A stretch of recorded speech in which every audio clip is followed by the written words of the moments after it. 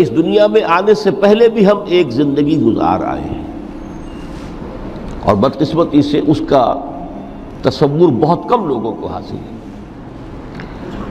اور عہد حاضر کے جو ریشنلسٹ قسم کے عقلیت زدہ میں کہتا ہوں انہیں، یا عقلیت گزیدہ، عقلیت سے ڈسے ہوئے لوگ، وہ ان چیزوں سے اباع کرتے ہیں، دور بھاگتے ہیں۔ ہماری پہلی تخلیق ہوئی تھی عالم ارواح میں، الارواح جنود مجندہ، لشکروں کے لشکر تھے۔ آدم سے لے کر آخری انسان جو دنیا میں پیدا ہوگا قیامت تک، سب کی ارواح عالم ارواح میں پیدا کر دی گئی۔ وہاں عہد لیا گیا، الست بربکم قالوا بلا، کیا میں تمہارا رب نہیں ہوں، مالک نہیں ہوں؟ ہم سب نے عہد کیا تھا، کیوں نہیں؟ شہیدنا، ہم گواہ، یہ عہد الست۔ اور ظاہر بات ہے کہ عہد جو ہوتا ہے جب تک انسان کو اپنی ذات کا شعور نہ ہو، خود شعوری نہ ہو، آپ دنیا میں معاہدہ کرتے ہیں تو کہتے ہیں کہ بقائمی ہوش و حواس میں یہ عہد کر رہا ہوں، معاہدہ کر رہا ہوں، تو ظاہر بات ہے کہ اس وقت ہم تھے اور ہوش و حواس کے ساتھ تھے، خود شعوری کے ساتھ تھے، لیکن صرف ارواح تھی، جسد نہیں تھے۔ اور یہی ہے وہ مقام جس کے بارے میں حضور نے سے جب پوچھا گیا کہ متى وجبت لک النبوۃ یا رسول اللہ، اللہ کے رسول آپ کو نبوت کب ملی؟ تو آپ نے فرمایا والآدم بین الماء والطین، ابھی آدم کا حیولہ جو ہے ابھی گارا گوندھ ہی رہا تھا، پانی اور گارے کے درمیان ہی تھے آدم، کہ میں اس وقت بھی نبی تھا۔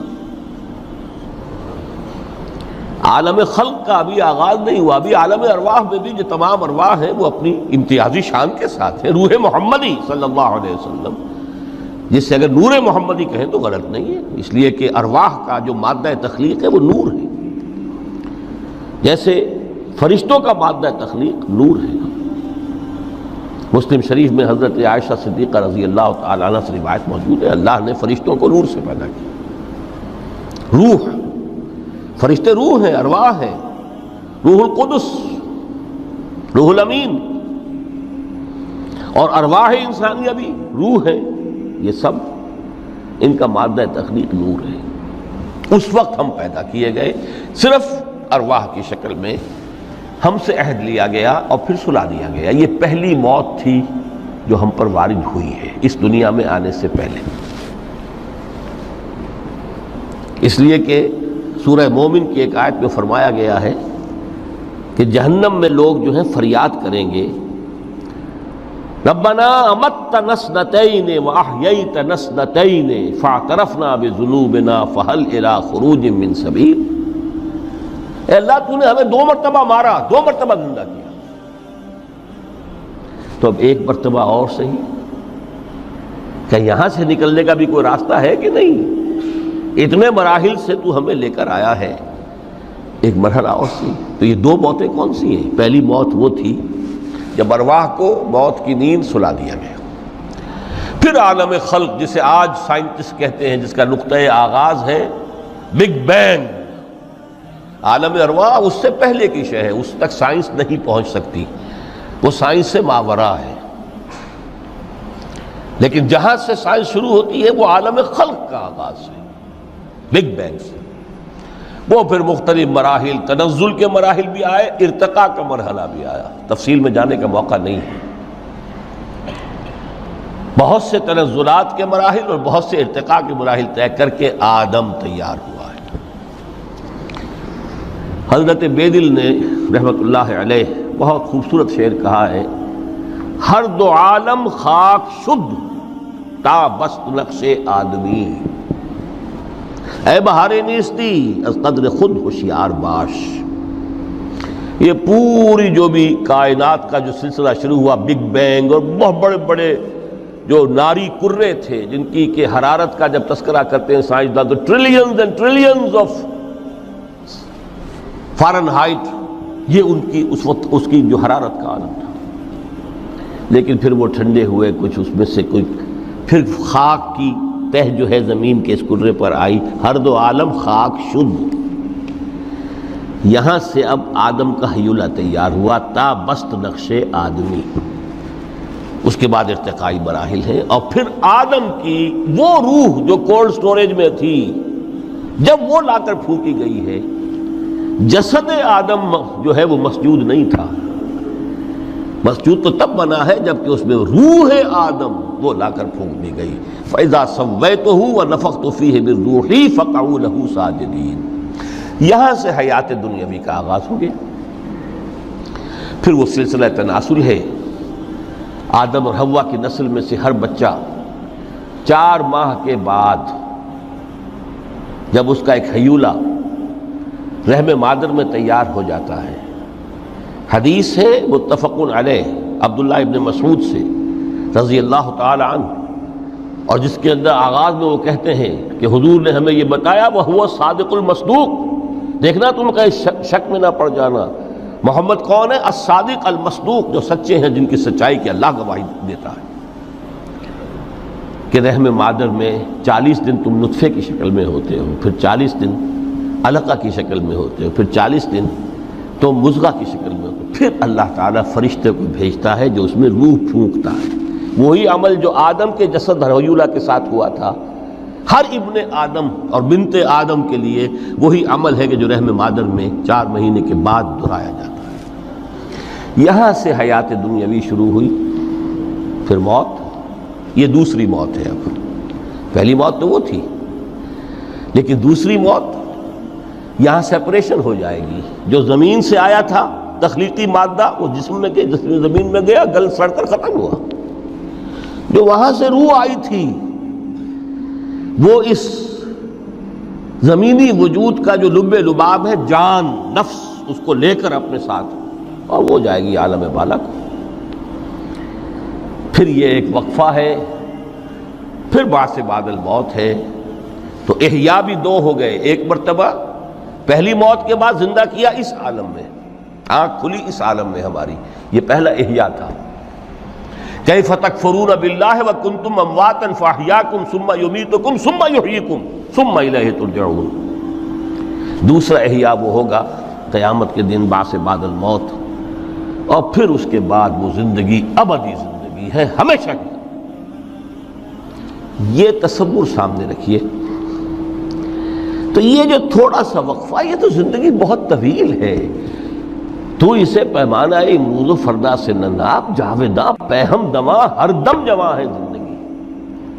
اس میں یہ وقفہ جو ہے، خلق الموت والحیات لیبلوکم ایکم احسن عملا، یہ اس جسد کے ساتھ اس روح کا اتصال، اور یہ 30 40 50 60 70 80 100 برس کی عمر، یہ ایک وقفہ ہے، یہ امتحانی وقفہ ہے، تمہیں جانچا جا رہا ہے، پرکھا جا رہا ہے۔ ایکم احسن عملا۔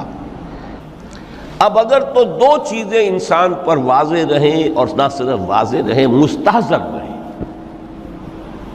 واضح تو ہو جاتی ہے ایک چیز، پھر آدمی بھول جاتا ہے، تو کوئی فائدہ نہیں دیتا اس کے۔ مستحضر ایک یہ کہ اصل زندگی آخرت کی زندگی ہے، طویل ہے۔ بل توثرون الحیات الدنیا والآخرۃ خیر وابقیٰ، کلا بل تحبون العاجلہ وتذرون الآخرہ، تم اس عاجلہ کو پسند کرتے ہو، اس دنیا کی زندگی کو تم ترجیح دیتے ہو، جبکہ آخرت ہے جو باقی رہنے والی ہے، ابدی۔ اگر تو یہ معلوم ہو، جیسا کہ سورہ عنکبوت کی آیت کے حوالے سے میں نے آپ کو آیت سنائی کہ وما هذه الحیات الدنیا الا لہو ولعب وان الدار الاخرۃ لہی الحیوان لو کانوا یعلمون، اصل زندگی جو ہے وہ آخرت کی زندگی ہے، کاش کہ انہیں معلوم ہوتا۔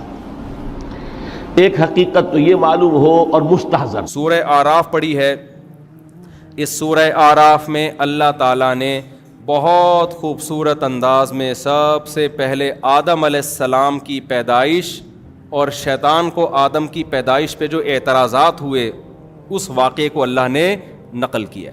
یہ واقعہ کسی ہسٹری میں، تاریخ میں نہیں مل سکتا آپ کو۔ بہت سے لبرل لوگ کہتے ہیں بھائی ہسٹری میں تو ایسا کوئی واقعہ نہیں ہے۔ او بھائی، ہسٹری اس کے بعد وجود میں آئی ہے۔ آدم کیسے پیدا ہوئے، ان کے ساتھ کیا کیا واقعات ہوئے، اس وقت کوئی ہسٹری لکھنے والا اسکالر موجود نہیں تھا.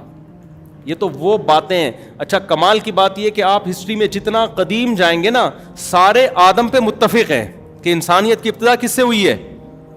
آدم علیہ السلام سے. اس سے پتہ چلتا ہے یہ چیز بھی انسانوں میں تواتر کے ساتھ آئی ہے کہ ہم کس کی اولاد ہیں؟ آدم کی اولاد ہیں. یہ پھیل چکی تھی یہ بات. تو اللہ نے بتایا کہ انسانوں کی ابتدا میں نے کیسے کی ہے. سورہ اعراف میں اللہ نے اس کا تذکرہ نقل کیا, فرمایا کہ اس وقت کو یاد کرو جب ہم نے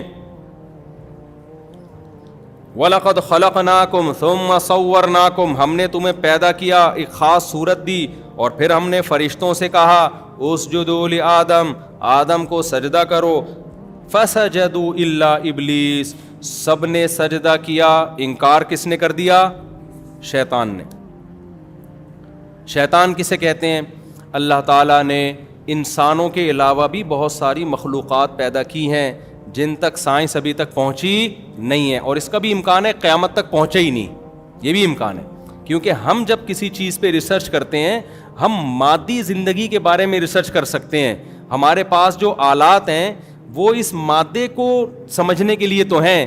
مادی زندگی کے علاوہ جو زندگیاں ہیں ان کے نہ ہمارے پاس آلات ہیں, نہ وہ ہماری مینٹل لیول سے نیچے کی چیزیں ہیں. تبھی قرآن کہتا ہے وَمَا أُوتِيتُم مِّنَ الْعِلْمِ إِلَّا قَلِيلًا, تمہیں اللہ نے جو نالج دی ہے نا, جس پہ آج انسان بڑا فخر کر رہا ہے, یہ نالج بہت تھوڑی ہے. ہم تو کہتے ہیں آج بہت زیادہ نالج ہے, لیکن اللہ اس نالج کو کیا کہہ رہے ہیں؟ بہت تھوڑی ہے, کچھ بھی نہیں ہے یہ.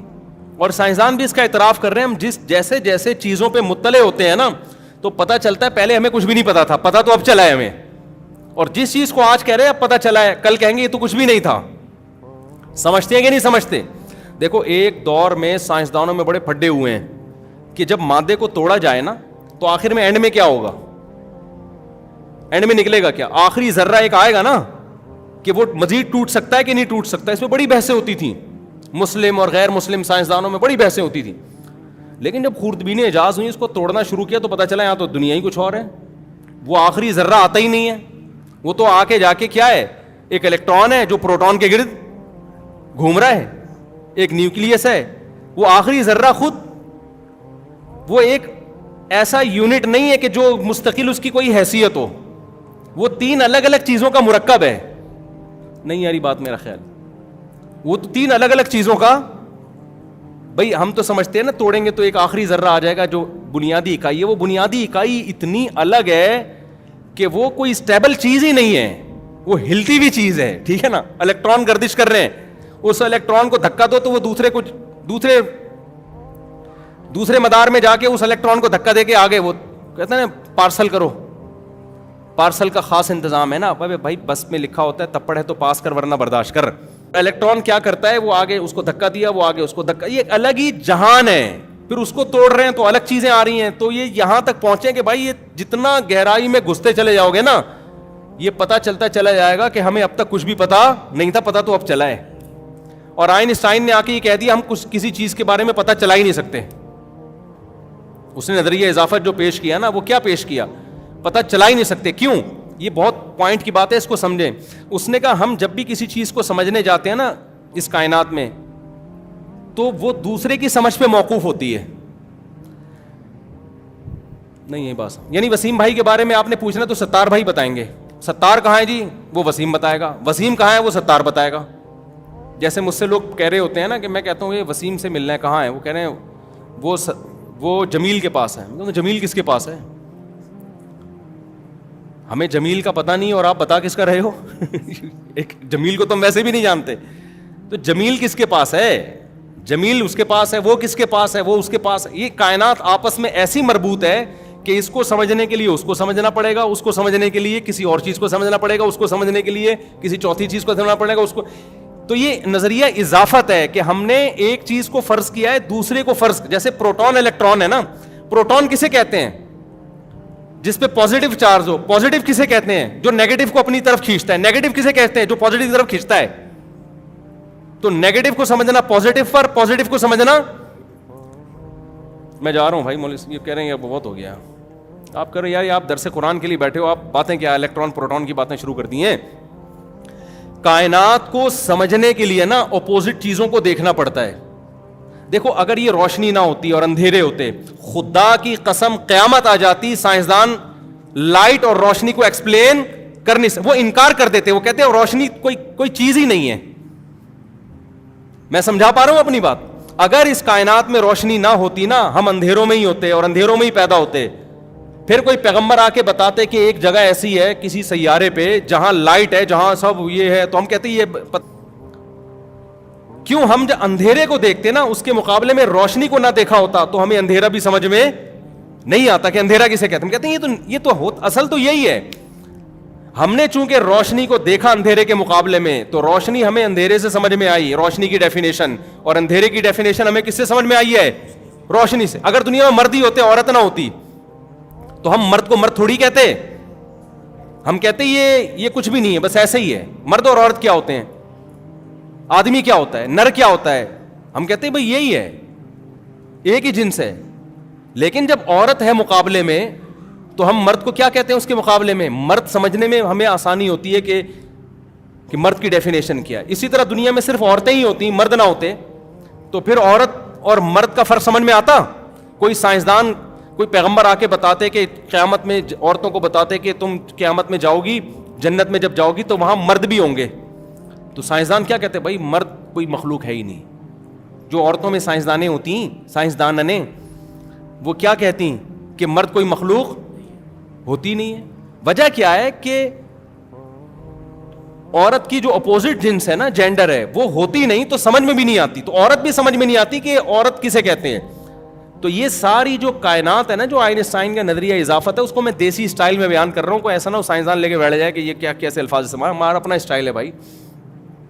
تو ایک چیز کو سمجھنے کے لیے آپ کو اس کائنات میں دوسری چیز کو سمجھنا بولو پڑے گا, اور اس کو سمجھنے کے لیے اس کو, تو اس کا مطلب حقیقت میں کوئی بھی چیز سمجھ میں نہیں آ سکتی پورے طور پہ.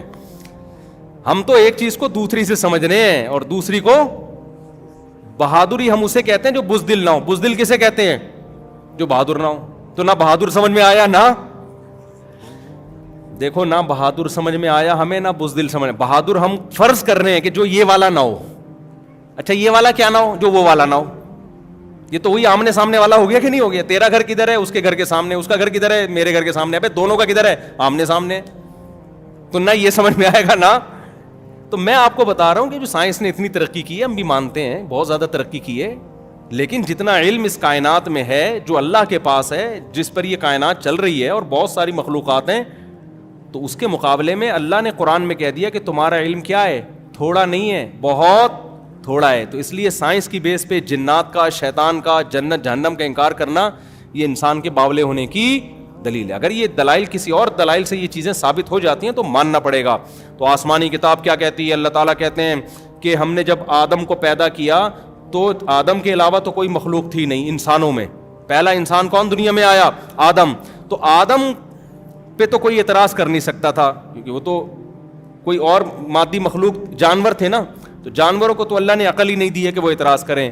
اعتراض ایک الگ مخلوق کو ہوا جو مادی مخلوق نہیں ہے. وہ کیا ہے؟ وہ جنات ہیں, جن کو اللہ نے آگ سے بنایا. آگ انرجی ہے نا, تو انرجی سے بنایا اللہ تعالیٰ نے ان کو. تو اب اس کو اعتراض ہوا تھا, اور ان کا جو سردار تھا وہ کون تھا؟ ابلیس, جس کا نام کیا تھا؟ ابلیس. شیطان لقب ہے, حرکتوں کی وجہ سے بعض دفعہ لقب ملتے ہیں نا. دیکھو علامہ اقبال کا نام تو اقبال تھا نا, لقب کیا تھا؟ حکیم الامہ. حکیم الامہ لقب ملا نا ان کو. شاعر مشرق بھی لقب, اعمال کی وجہ سے ملا نا یہ لقب. تو شیطان کا جو نام ہے نا, وہ نام شیطان نہیں ہے, نام تھا اس کے جو والدین نے, پیرنٹس نے اس کا نام رکھا جب وہ پیدا ہوا, تو وہ نام کیا رکھا؟ ہو سکتا ہے وہ سب سے پہلا جن وہی ہو. یہ بھی ممکن ہے نا کہ ہمارے جد امجد سب سے پہلے ہماری ابتدا آدم سے ہوئی, تو جنات کا جو جد امجد ہو وہ کیا ہو؟ ابلیس ہو. یہ بھی ممکن ہے کہ سب سے پہلا جو جن ہے وہ کون ہو؟ ابلیس ہو, اس سے اللہ نے نسل چلائی ہو. تو آدم کو لقب ملا صفی اللہ, اللہ کے منتخب کردہ, سلیکٹڈ. ابلیس کی جو حرکتیں تھیں اس کی وجہ سے ابلیس کو لقب کیا ملا ہے؟ شیطان. یہ نکلا ہے شیطنت سے. شیطنت سرکشی کو کہتے ہیں، ضد، ہٹ دھرمی، ہلڑ بازی نہیں ہوتی، جاؤ میں نہیں مانتا.